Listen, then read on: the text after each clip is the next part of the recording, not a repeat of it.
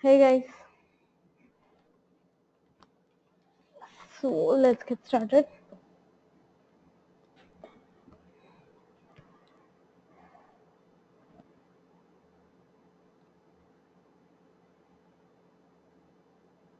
Hello, guys, am I audible? Hey Anusha. Hey, yeah. So Muzammil was disconnected till now, so that's the reason I was waiting. Yeah. Anyways, so how far could each of you cover in the examples?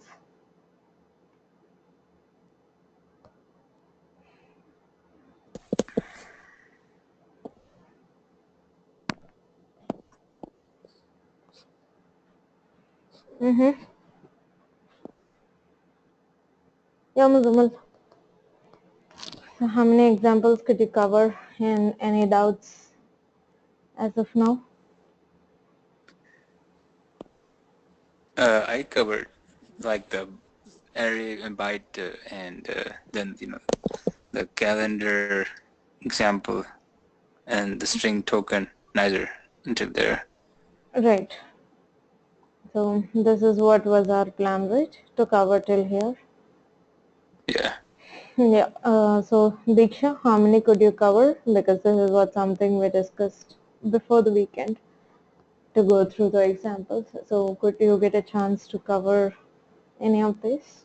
No, Anusha, I actually came today morning, so I Mm-hmm. couldn't cover. I'll finish everything by tomorrow. Yeah.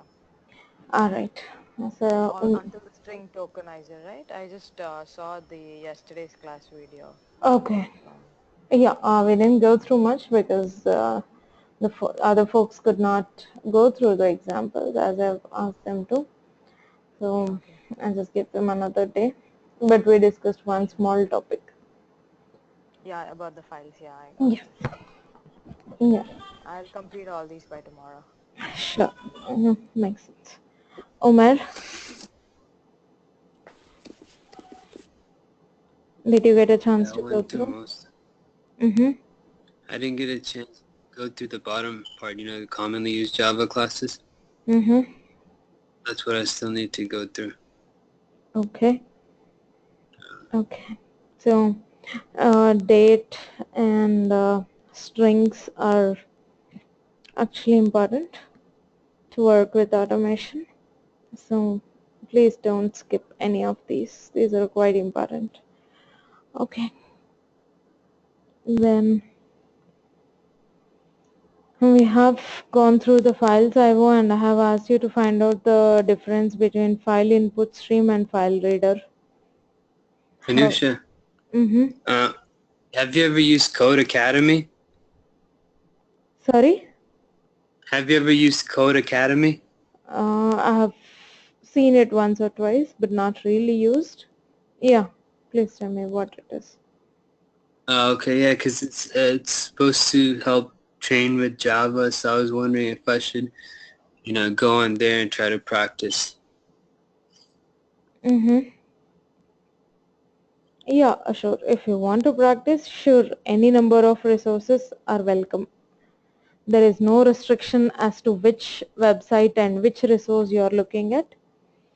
But Yeah. is it a paid or a No, it's okay? uh, it's free, but you have to be a member.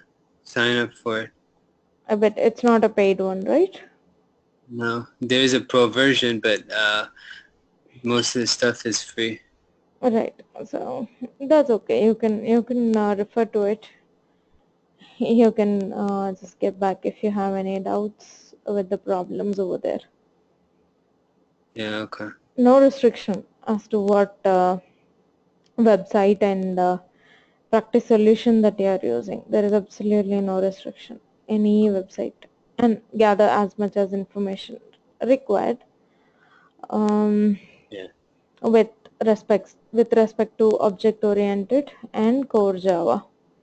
Okay, Okay. we don't worry much about advanced.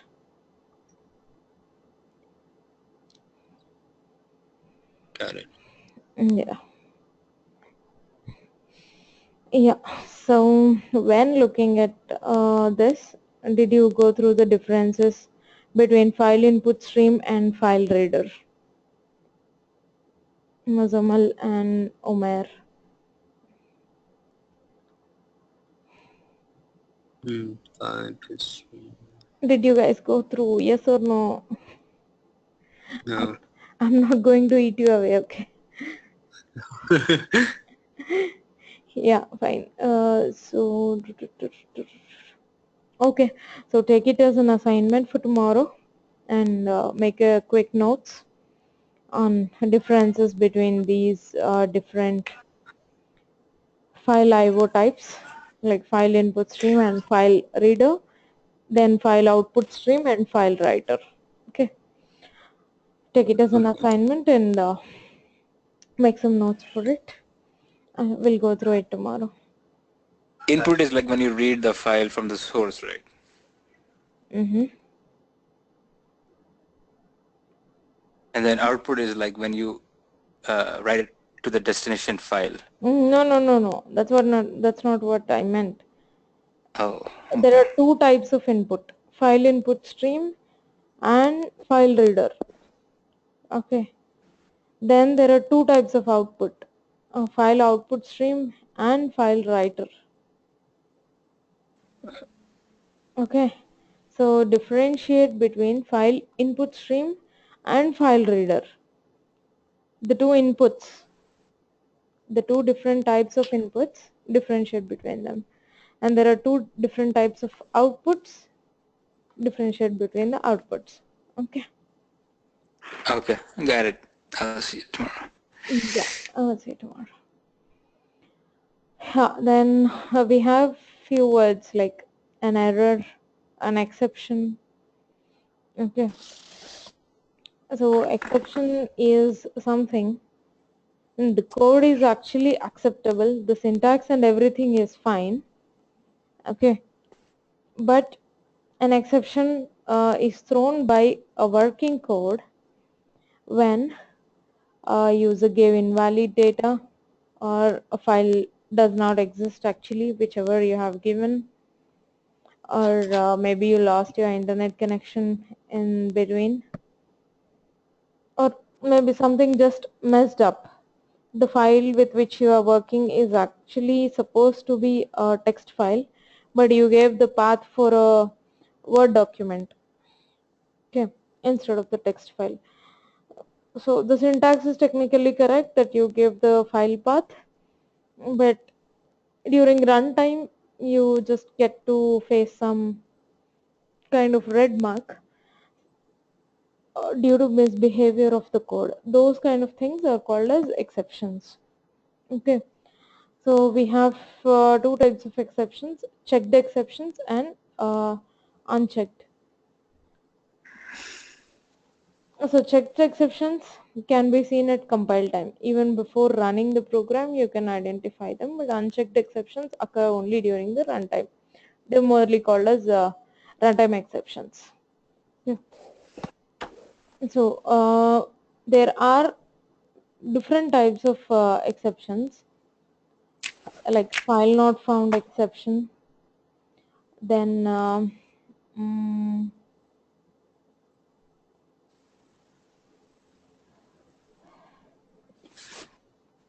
what else, index out of bound, null pointer exception,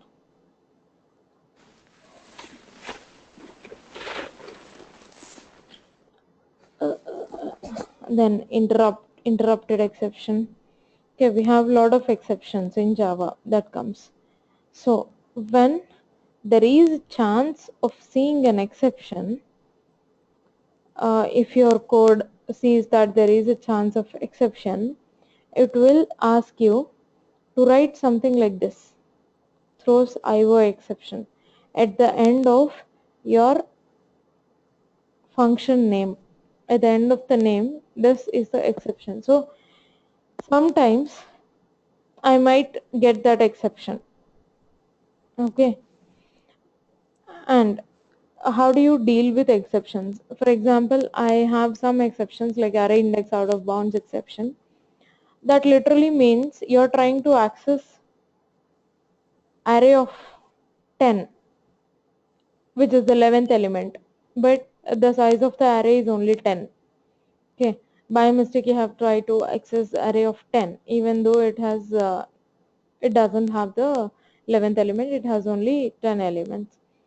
Okay, so it's array index out of bound exception.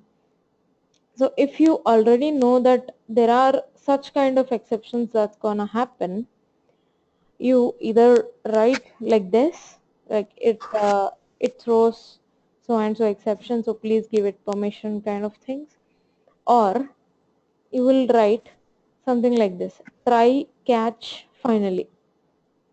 Okay, here we see only try and finally.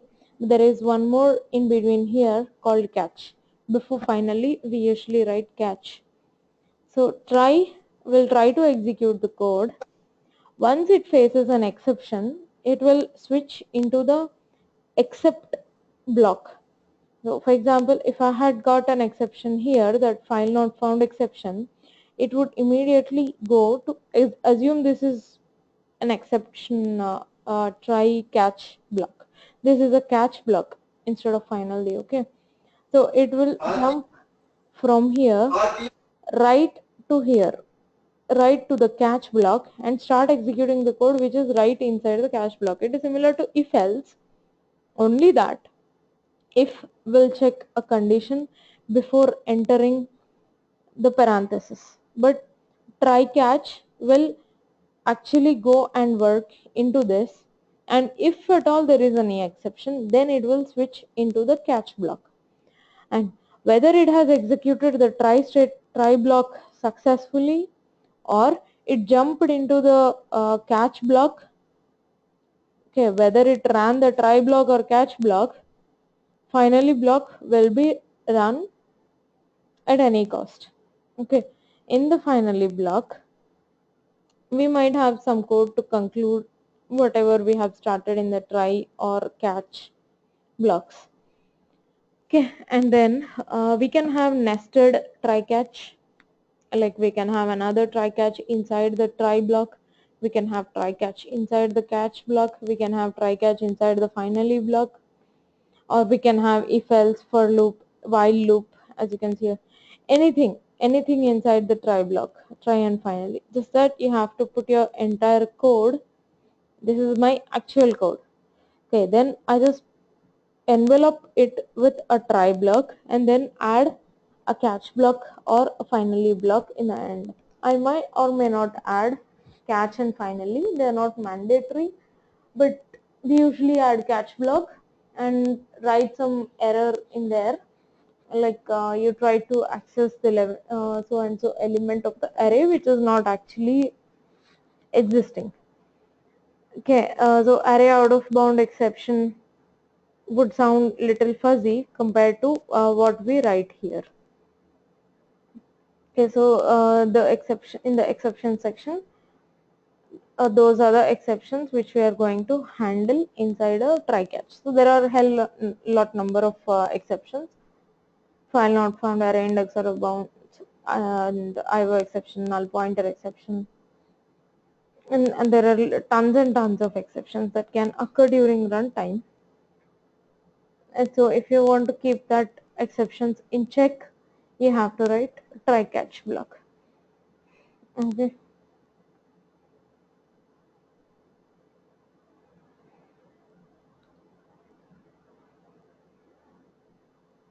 And yeah, this is the syntax of a try catch block.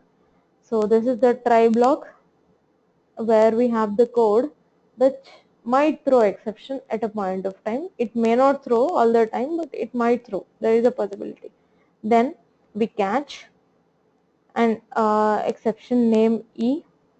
We just write capital E exception space E if we want to write generally for any sort of exception.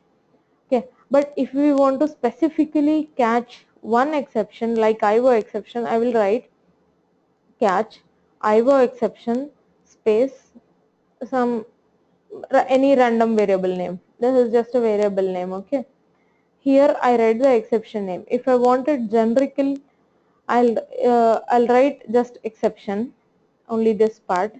If I want to catch a specific exception, I'll write that exception name like file not found exception. And I can have multiple catch blocks, one after the other. For example, catch file not found exception space FNE, then I'll have whatnot inside it. Then I'll have catch IO exception IOE, then I'll have the code inside it, then I'll have catch null pointer exception, and so on and so forth. I'll have multiple catch blocks. That is possible. Okay, it's not try only one block is allowed, but catch multiple are allowed, and finally only one block is allowed. For example, here we are trying to catch array index out of found exception. So I will try this. Okay, then access element 3, a of 3. Sorry, actually he's accessing the element 4 here. Okay, and so access the element which is out of range. There are only 3 elements here. If I want to access the 4th element, I'm doing this. Okay, so there are only 2 elements in fact. When declaring, we are giving the actual number here, how many elements are there. But when accessing, we will be accessing with 0 and 1. So there are only 2 elements here. We are trying to access the 4th element. So obviously the index is out of limits. So once it is out of limits, we get this exception. So I'm trying to catch this exception. Okay.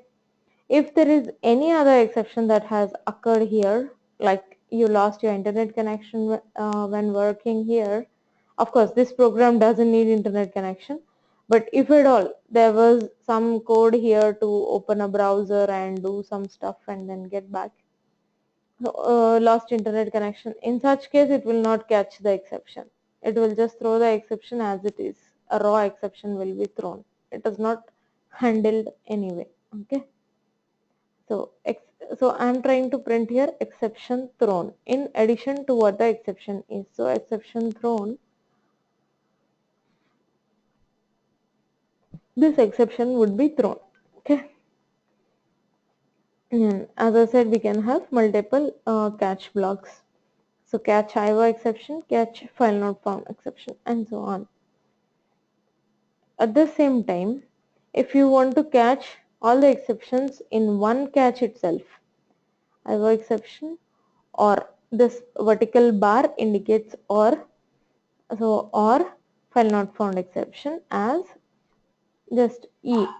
Okay, then I'm going to do whatever I want, something similar like here. Okay, then we have seen throws keyword that is being used after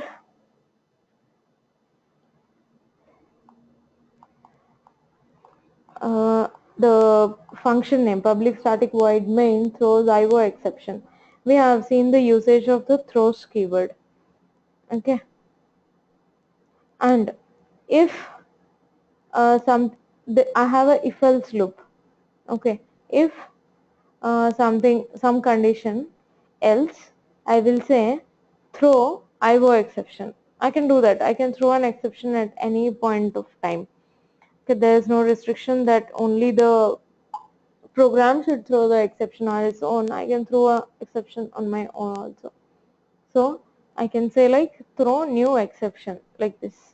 If something is not going to work, if I see that something is not happening, I will throw an exception on my own, like using this one.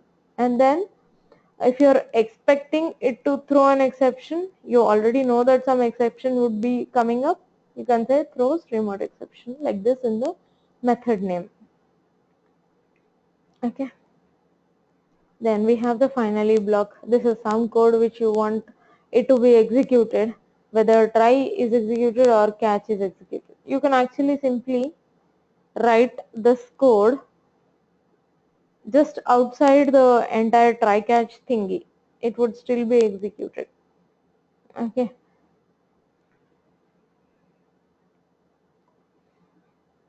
Like this you have finally, but what you can do is without the finally wrapper also you can write this code for it to be executed. Okay. And this is like nested try catch, right? Yeah, that's more to it. After exceptions in our classes, then we can have this nested classes thing which we discussed in the first class itself. We have one class and inside another class, and all this class variables would be accessible by this class. Okay. And the nested classes, there is some explanation, like inner classes are having methods or they are not having methods, they are static and all. What happens in that cases, that we have already seen in the first class. Okay.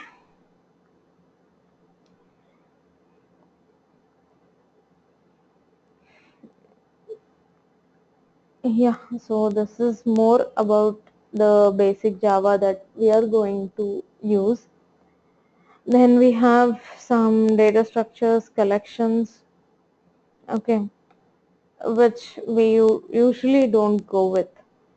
Okay, we just simply go with the arrays or and all, but we don't go with all these concepts. But if at all you're still interested, you can go through this.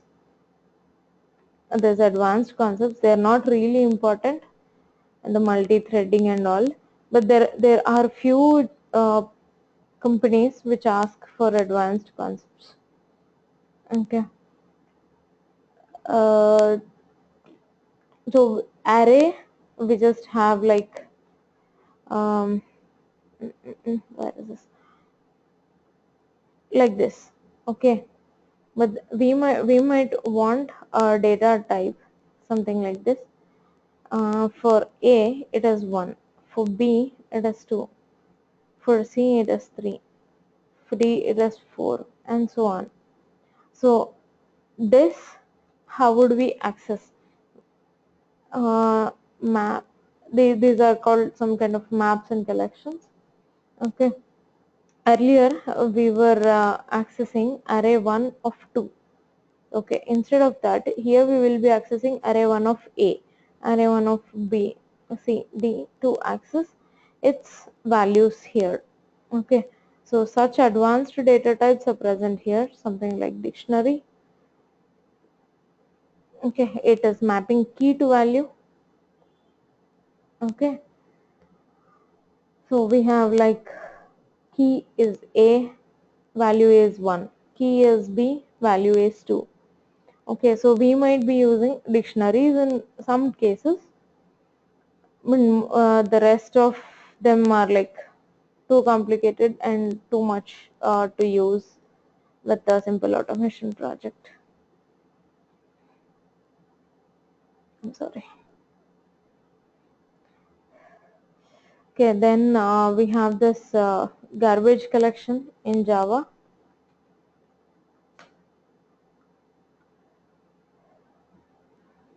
which means we have some dead variables which we are not going to use anyways.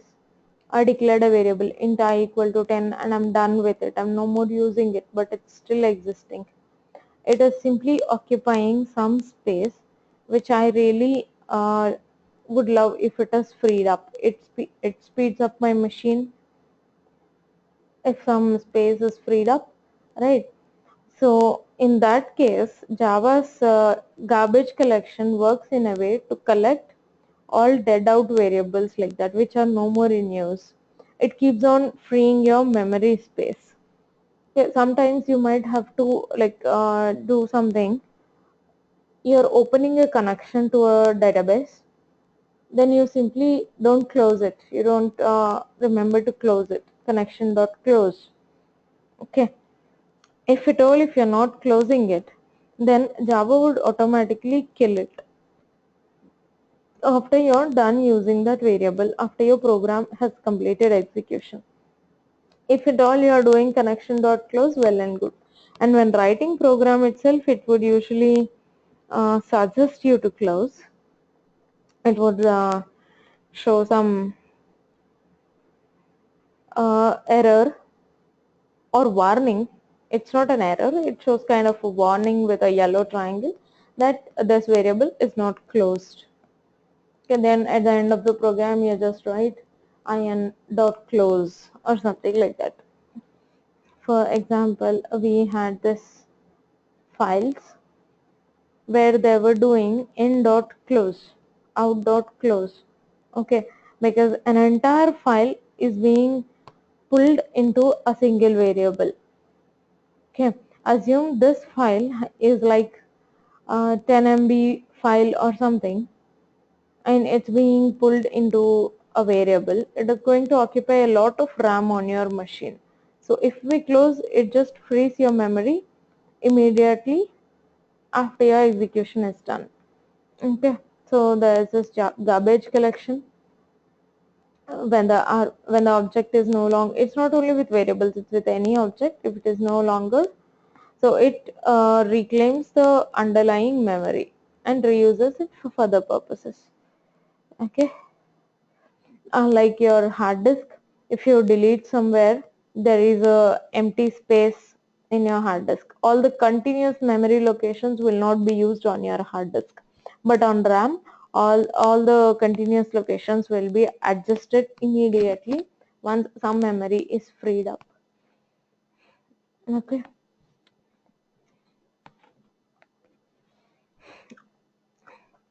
Yeah, so let's work on these things, file and IO, and the differences between those two, input stream and file reader. Okay, this would be for tomorrow. Yeah, once you guys are ready with practicing with these, we will have a small assignment kind of problems like what you see here. Okay, and depending on how you perform in it, we'll go ahead with the next topic. This is all about Java, all that you have to learn. Okay. Okay. Yeah. So these are the only concepts that we need in Selenium from Java, Yes. Anusha? Yeah. Yeah. Because like I think I saw like one of them, yeah, like the advanced concept where they were asking like multi-threading and all. So Okay. So if you want to go over them, to be frank, I never used them in Selenium. So oh, okay. if you want to go over them, I'll just have to go through them once Okay. because it's been long. I never used, and I mean, I'll. I remember multi-threading of all those advanced concepts which are there. I mean, That's not what in I. Selenium. That's what like I told. Most of the companies Yeah. don't worry about the advanced concepts, but there are one or Mm-hmm. two people who are keen into having these concepts as Okay. well. Okay. Okay. Still, if you wanna go through them, we'll go through them tomorrow. I'll just go through them once. Mm-hmm. I just remember using dictionary. That's what I have told you. But Okay. nothing else I have ever used till now. Oh, okay. Right. Even though people asked me multi-threading and all in interviews, Mm-hmm. I've never used them. Sending email I've used like long back. Okay. Okay. Anyways, we will go through these topics one day, like tomorrow. Okay. Mm-hmm. Okay. Yeah. So today, please go through these. Tomorrow we'll go through these concepts, and we will also have an assessment. Okay, sure. Okay, over whatever was done till now, we'll have small assessment of that. Sure, sure. Yeah. Okay, guys. Then Okay, Anusha. Bye. that's